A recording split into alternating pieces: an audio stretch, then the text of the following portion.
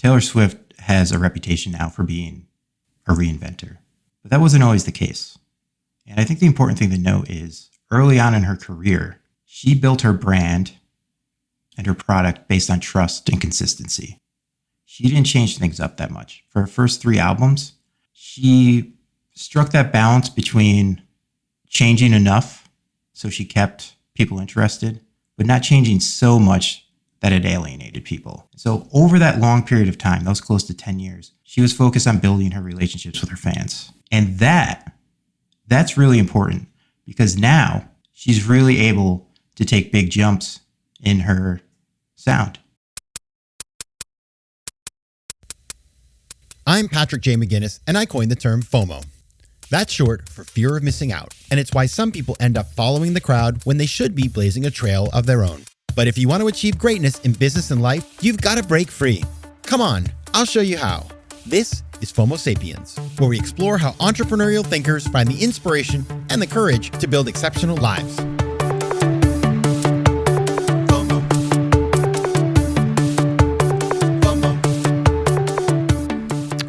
Welcome back to FOMO Sapiens, the show for entrepreneurial thinkers. I'm your host, Patrick J. McGinnis, and today we're talking to Kevin Evers, author of There's Nothing Like This, The Strategic Genius of Taylor Swift. Now, Kevin is a senior editor at Harvard Business Review, who has also written popular articles on brain science, Hollywood blockbusters, the art of persuasion, and the unpredictability of success, all topics that I either have experienced, have not experienced, or like to think about myself. So these are all really good.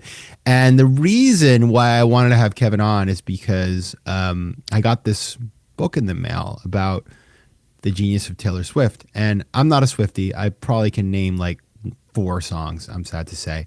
But there's a woman who I know called Shilpa Yargulata, who is the founder of a company called Chiffon. She started it in her dorm room at Harvard College. And we were chatting one day, and she was telling me how much she loved Taylor Swift for her acumen, business acumen, her marketing genius, all this stuff. And she gave me like a rundown of all the amazing things Taylor has done. And I was like, send me a playlist for Spotify of the good kind of like deep cuts from the Taylor Swift world. And so anyway, that was my introduction to the brilliance of Taylor Swift. And then Kevin comes into my life. So welcome to the show, Kevin Evers. Thank you, Patrick. It's great to be here. Yeah, I mean, this is very exciting. It's a really good topic. I'm hoping to convert you into the Swiftie fandom by the end of this. Let's see if I can do it. Okay. I mean, I'm a fan. I just don't I'm not like going to the concert. But anyway, as you know, Kevin, I like to start every show with the same question, and you will not escape me. The question is this: tell me something unexpected you learned about yourself that changed everything. That my very uneven and chaotic creative process is a strength, not a weakness. All right, unpack that for me. I want to know more. Well, for the longest time, I've always felt like I'm not a nonlinear thinker. And when I do anything creative, I mean, even this book, it starts with moleskin notebooks. And if you looked at my notebooks, you would see no sense of order. You would not be able to make sense of any of my notebooks. And then that carries over into the writing process as well. And for the longest time, I thought that was a weakness. And the more and more I've edited other people's books, and now that I've written this book, I've realized that the creative process is extremely messy, and that's a good thing. And it's a strength of mine because I'm able to, I don't just put words on paper and try to change them. I'm very willing to completely change things up as I go through the process. Yeah, the good news for you is that ChatGPT is not going to replace you. Yes, that's very true. You know what I mean? Like it's like because it can't do what you do. Exactly. Yeah, and that's a good thing. Sometimes I worry that ChatGPT will replace me, but I don't think it will. No, it won't. Okay, so now, at least not for a while. This is a super interesting topic, and it speaks to a bunch of different elements of entrepreneurship, entrepreneurial thinking in business. We're going to get into that, but let's just start with where did this idea come from? Like, what inspired you to, because, when you write a book, you're going to spend the next 2 years talking about this thing. So what brought you into the place where you want to spend 2 years talking about Taylor Swift? Well, the funny thing is, I didn't set out to write a book at all. And I didn't set out to write a book about Taylor Swift specifically. This all started as a project. I'm an editor at HBR Press, and I acquire books, and I occasionally commission people to write books. And I wanted someone to write a book about an industry that's been disrupted over the last 20 years, and to chronologically trace that disruption over those 20 years, and to see how the major players in the industry have adapted and changed based on those disruptions. And that brought me to the music industry. And then I thought this would be better if it had a more human element to it. What artists could someone follow over the course of those 20 years? And of course, Taylor Swift was at the top of the list. And the more and more I researched it, the more and more I became passionate about it. It just got to the point where I didn't feel comfortable handing it off to someone else. So I decided to do it myself. I like that. Okay, so you eat your own cooking. So why don't you start right in? Like, for the uninitiated, for the person who listens to this is like, yes, I know who Taylor Swift is, and maybe I bought tickets to the concert and flew to Europe because it's way cheaper over there or whatever. Like, there's all these crazy market dynamics around Taylor Swift world. Start by letting us in on how you see the genius of her. Like, what are some of the elements of what make her special? Her product is great. Of course, she's a great songwriter, and that contributes mightily to her success. But my favorite thing right now is her customer obsession. She's the Jeff Bezos of music, or her fans would say that Jeff Bezos is the Taylor Swift of Amazon. But Jeff Bezos had in one of his famous shareholder letters, he said, I'm going to paraphrase here. He said, our customers are delightfully dissatisfied, and they may tell us that they love our product. They may tell us that we're doing a great job, but deep down, customers want more. And it's our job to delight them and to use their dissatisfaction as a way to innovate. And that fits Taylor Swift to a T. She's built such close relationships with her fans, but she continues to try to delight them in new ways. She's sent fans Christmas presents. She's invited fans into her home for listening sessions. No, I'm not famous, but I don't know about you. I'm not inviting fans to my home. She really has a very extra mentality when it comes to her fans. And we saw this in the extreme level at the Eras Tour. She could have played a greatest hits style show. She could have played 2+ hours and her fans would have walked away and they would have been happy. They would have been joyous and they would have loved it. But instead, she plays 3.5 hours. Her set list spans 40 songs. And she devotes a mini set to every album of her career except her first album. She didn't have to do that, but she does. She continually goes above and beyond for her fans and finds new ways to delight them. And I would argue that's one of the reasons why she's been able to foster such close relationships with her fans and why her fans stick around for so long. FOMO. Where do you think that comes from? Like, great. I mean, I get it. And it is like going above and beyond instead of phoning. Like, you think of like Kanye, maybe, and others are like, they show up 3 hours late. Madonna, she's like, oh, it's kind of the opposite in some ways, although I'm sure she gives a good show. But like, why do you think Taylor is different in that way? It's an interesting question because if you polled 1,000 CMOs and said, should you be customer obsessed? I doubt any one of those CMOs would say, I'm not so sure about that. Everyone knows that they should be customer obsessed. But I think a lot of it comes down to, and she's voiced this many times before, that she knows that in the music industry, careers are relatively short. And even though she's very successful, and she's voiced this many times, she's always been afraid that her career could be taken away from her. I think that's part of her drive. She knows that she needs to consistently build those relationships with her fans. And if she doesn't, her popularity may not grow. Yeah, it is interesting. I remember like when Britney Spears was really big and she's like had such an up and down career, but like still an icon, right? But I or like the Backstreet Boys, like those groups that you're sort of like, okay, this has got a finite timeline. Either you evolve and you become Madonna or Miles Davis, or you sort of like, you become irrelevant and, you're constantly trying to do that comeback tour. Taylor Swift, she's been in the business now for a while. I mean, she's still quite young, but she's been in it and she's managed to evolve and grow over time and keep staying fresh and relevant. And like any it's like any entrepreneurial venture that grows and evolves. You've got to be close to your customer. You have to be really smart about understanding where the industry is going, and you also have to be able to set the trend in a sense and like create a world that people want to be a part of. Which I would argue, I mean, this is FOMO Sapiens, like she's really good at creating FOMO, like the whole tour exercise, the drops of stuff, like the use of social media. Like she is very, very adept at using her message, her channels of media to create something that people want to be a part of. Talk about that marketing element of her genius. We saw that with the Eras tour, right? The demand was astronomically high.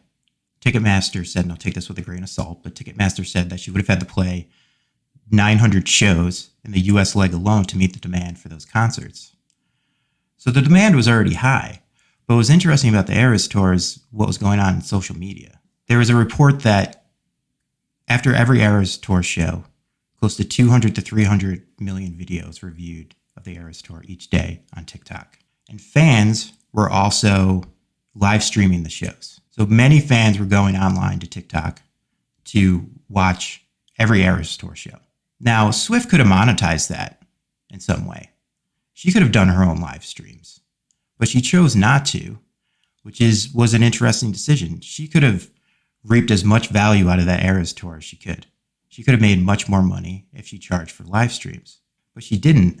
And it reminded me of the Grateful Dead strategy in the 60s. They allowed fans to record shows, and then those fans shared those shows and increased engagement, and it added to the social influence. And social influence, that's how artists get popular, is through social influence. So that's what happened during the Eras tour. She sort of stayed out of it, and she's always let her fans be co-creators in her success and in her story. So I think that was a prime example of her letting her fans do a lot of the work for her. Yeah, it's a really nice combo. So when you think about driving FOMO, there's two elements, right? There's the aspirational element, which is like, I want this wonderful thing.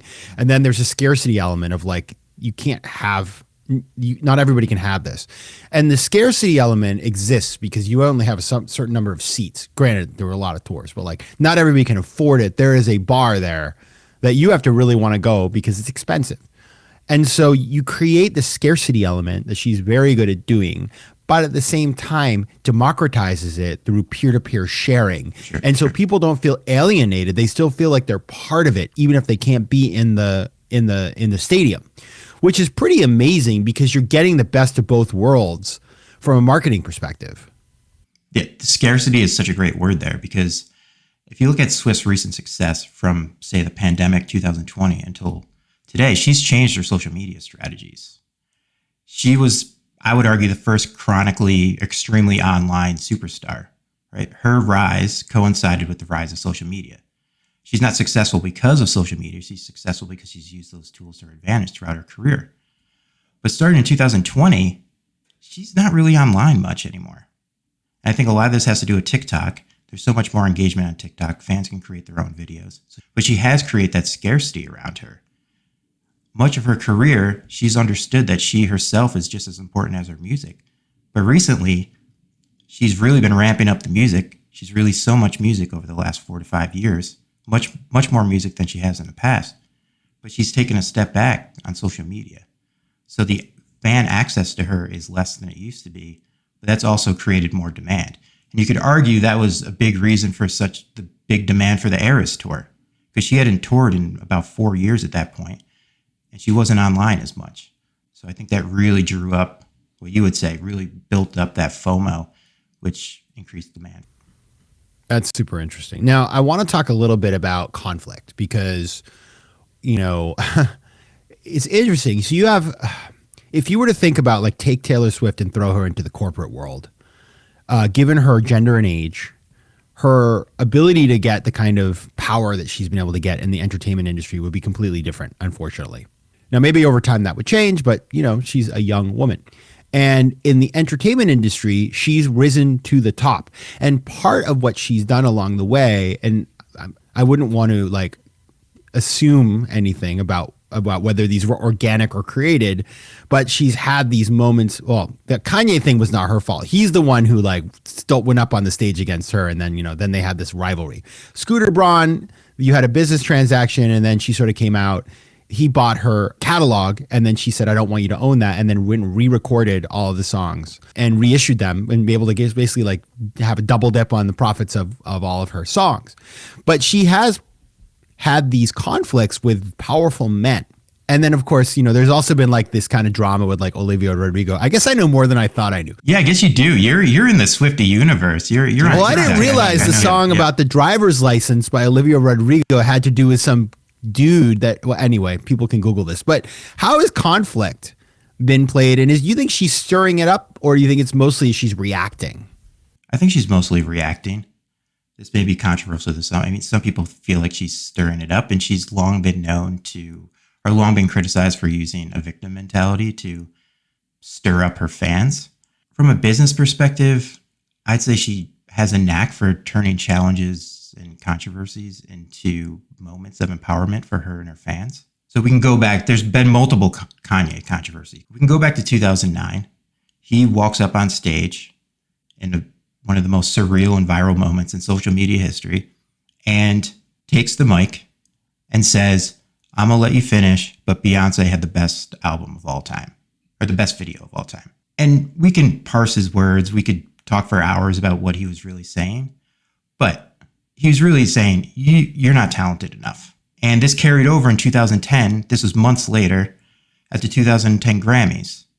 She performed a so-so performance with Stevie Nicks, but it was savagely ridiculed online. I mean, people were pretty brutal towards her and said she couldn't sing. Bob Lefsites, who has a very popular music newsletter, said that it was such a bad performance that she had consigned herself to the dustbin of teen phenoms. She's since said that was a really difficult time for her. And I will say at the 2010 Grammys, she won Album of the Year, which is the most prestigious award there is in the music industry. So there's always been this, I would say her career is close to, it's a modified version of Newton's third law, where for every positive reaction, there seems to be some kind of negative reaction. But she turns those into storytelling moments to build stronger bonds with her fans. So after all that controversy with Kanye, with her third album, she said, okay, I'm receiving all this criticism. People are questioning my talent. I'm going to write this album all by myself. I'm not going to use co-writers. And I'm going to double and triple down on what I'm doing. Even though people are criticizing me for my princess fixation and my twee lyrics, supposedly, I'm really going to double down, and I'm going to write a intimate and vulnerable album about what it's like to transition from teenhood into your young 20s. And she used that as promotion for her album. That was a big part of the storytelling around that album. I'm writing this album by myself, and this is why you should like it. And her fans responded in kind. So she really has a way of turning these controversies into moment of empowerment for her and her fans. FOMO. Yeah, like growth mindset. I mean, if you think about it, it would be really tempting. And I'm sure there are people around her that are like, don't listen to the haters. And she, interestingly, used this kind of public criticism to learn and to question her model and to say, can I do something even better?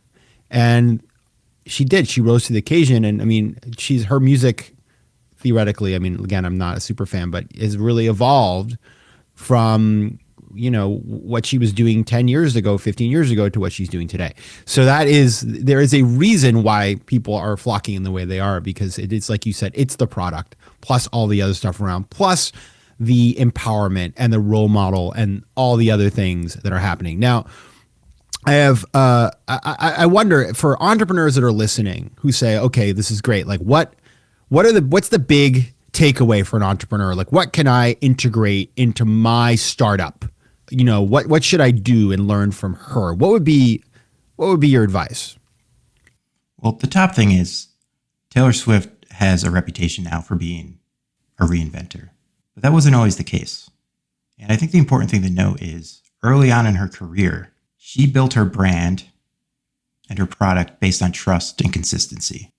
She didn't change things up that much. For her first 3 albums, she struck that balance between changing enough so she kept people interested, but not changing so much that had alienated people. So over that long period of time, that was close to 10 years, she was focused on building her relationships with her fans. And that's really important because now she's really able to take big jumps in her sound because she had built that trust and consistency.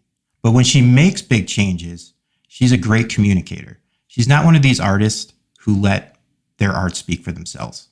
She's not Radiohead, right? My favorite band is Radiohead. They make huge shifts with every album, but they don't tell you why they're making it, right? You listen to the album, you're like, wow, this is much different than Kid A. Swift gets out in front of it. She really communicates with her fans of, this is why I'm making changes. She speaks to her fans in very personal ways. And because of that, they're more willing to come along the ride with her. That's very interesting. I mean, it just goes back to what you've been talking about. It's like, if you're customer obsessed, you understand your customer, you can tell them where you're going. They will come with you as long as the product is still good. For sure. That's critical.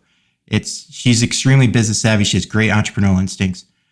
But again, it's fine to question trends earlier in her career. You could say, is the product good or not? Like people did criticize her for not having a great product. I disagree. I think it was a great product, but evolution doesn't lie. So she would have been found out by now. She has a great product and that contributes mightily to her success. Yeah. And it's like you said, it evolves, and it's so hard to have a sustainable career in entertainment. We'll see what happens, but to be able to do that over 10, 15, 20 years is incredible. And she's still got a lot of sort of, runway yet to go. Like, where do you see her going next? What's the next move based on what you know about Taylor? Actress? Well, she is rumored to be directing a movie soon. She wrote a movie. If I were her, after the Eras Tour, I would find it incredibly daunting because the Eras Tour was very much a culmination of her first 20 years. But that's also exhilarating too. It's really the first time in her career where she has an open playbook. She could do anything. And the one thing I'll say is she can go in so many different directions. And I think she always sticks to music. I don't see her moving that far beyond music. Because you look at other artists, after a few albums, they tend to move on to other things. But if you ask Taylor Swift who she was as a person, if you didn't know her, if she was in a group of people who didn't know her, I think one of the first things she would say is, I'm a singer-songwriter. So she's really an artist-first type of person, or an art-first type of singer-songwriter. So music will always be a central force in whatever she does. Now, I'm curious, does Taylor know this book is coming out? She should know by now. So we definitely reached out to her team to see if she wanted to participate, but we didn't hear back. She doesn't need me. She's $1 billion enterprise. But the good thing about Taylor Swift is she has been so vocal and articulate about the major decisions that she's made throughout her career. And she was a great resource. All the interviews that she's done over the years, she's one of these artists who really speaks about the decisions that she's made. And it was great to get inside of her mind, even though I didn't have direct access to her. Yeah, it's hard. It's funny. Like, I live close to Taylor in Tribeca, so she's down the street. So if I bump into her, which is the chances like zero, I'll definitely tell her you were on the show. But until then, let us go to the lightning round. Are you ready for the lightning round? Let's do it. All right. Question number 1. What is a favorite quote? So I do have a favorite quote, and it's from Taylor Swift. I feel like that was, it's a book about Taylor Swift, so let's do Taylor Swift. And this is in the book. She says, anytime someone tells me I can't do something, I want to do it more. I feel like that really sums up the Taylor Swift mentality. So simple, but yet so powerful. For sure. Well done. Number 2, what's your favorite use case for ChatGPT? I love ChatGPT. I love putting my own writing into it or other people's writing and asking it to criticize it. Yeah, it's so good. I do that all the time. By the way, if I were you, my favorite use case would be putting manuscripts that authors have sent me into ChatGPT and saying, did you write this? Yep, for sure. Does that work, by the way? I don't know. I haven't received manuscripts at this point that I've suspected that they've been created by ChatGPT. Usually you could tell with that sort of thing. ChatGPT tends to be very circular in its thinking, so you can figure it out pretty If HBR gives you a publishing contract, you don't write the darn thing with ChatGPT, for goodness sake. This is like, For sure. it's talk about throwing away an opportunity. All right. sure. Number 3, what's one piece of advice you give to somebody who wants to do what you're doing? So this is a good segue. I tell every author, how is this a book that only you could write? Now that's a high bar, right? I mean, there's other people who could write books about Taylor Swift. There's other people who can write books about leadership or strategy or innovation.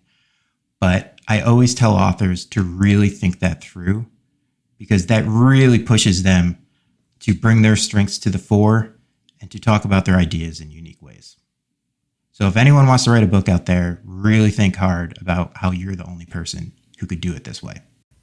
Yeah. What's your unique selling proposition? That works for authors. That works for entrepreneurs. Like, if 1,000 people can do this tomorrow, then maybe you need to focus a bit more and think more about what your unique skill set is. All right. Final one. You know what I'm going to say. I can't not ask this question. What is your favorite Taylor Swift song? Oh, wow. That's a good one. I thought you were going to ask me what my favorite cookie was. What I really want to ask you is, do you think the thing with Travis Kelce and Taylor Swift is made by publicists or it's real? But I don't know if you have a view. I mean, if you can answer that if you want. It's real.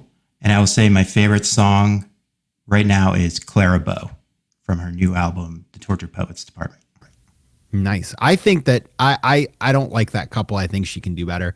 Taylor, I'm your neighbor. Like, I'm telling you, this is neighborly advice.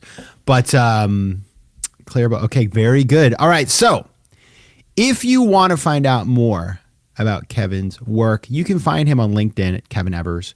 He also has set up an Instagram for this book. It's there_is_nothing_like_this. There's nothing like this with underscores between the words.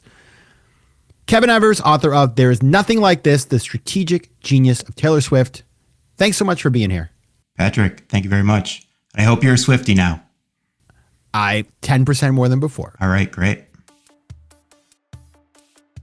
FOMO Sapiens is recorded in New York City and can be found on YouTube at FOMO Sapiens or on your favorite podcast network. Theme music is by Mike McGinnis, editing and post-production is by Josh Elstro, and the show is produced by Matt Curtis and me. If you like today's show, please be sure to rate it and share it with your friends. And as always, you can find more about the show and me at FOMOSapiens.com and PatrickMcGinnis.com.